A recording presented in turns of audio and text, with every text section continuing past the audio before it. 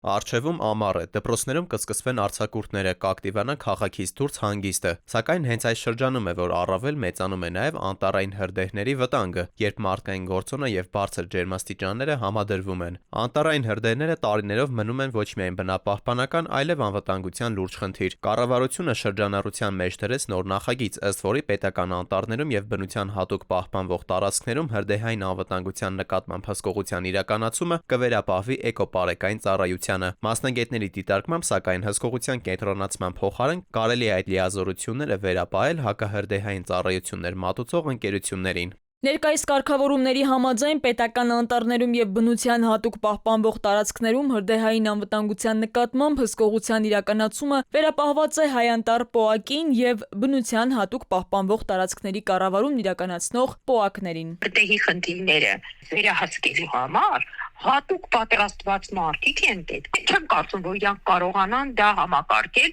ու այդ հարցը լուծել։ Իրիջատի են արդյոք իրենց ռեսուրսներով, տեխնիկական հագեցվածությամբ այդ ամբողջ գործողությունները կատարել։ Վարչապետը Տավուշում անդրադառնալով էկոպարեկային ծառայությանը նշեց, որ դժվար ժամանակներում անտառը ծառայել է երկրին ու քաղաքացիներին, իսկ այժմ քաղաքացիների հերթն է այն պահպանել նոր մոտեցմամբ։ Նրա խոսքով անտառի ներկա վիճակը կարող է միլիոնավոր դրամների եկամուտ ապահովել Հայաստանին։ Ապօրինի անտառահատումներին պետք է վերջ տրվի, ապօրինի անտառահատումներին պետք է վերջ տրվի եւ էկոպարեկային ծառայության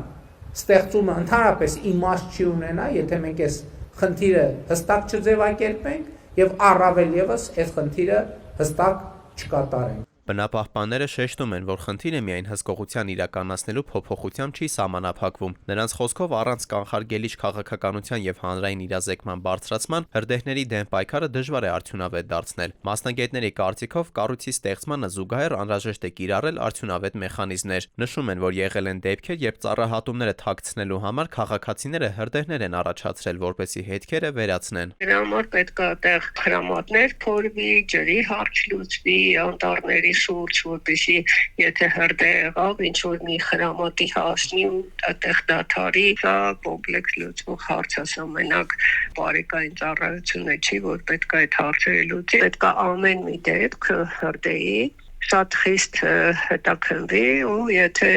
դիտավորություն կա, պետք է քրեական գործեր հարուցվեն։ Անտառային հրդեհների դեմ պայքարը, ըստ մասնագետների, պահանջում է համակարգված մոտեցում, կանխարգելում, տեխնիկական պատրաստվածություն եւ հանրային պատասխանատվություն։ Դավիթ Թադևոսյան, ժամը լրատվական։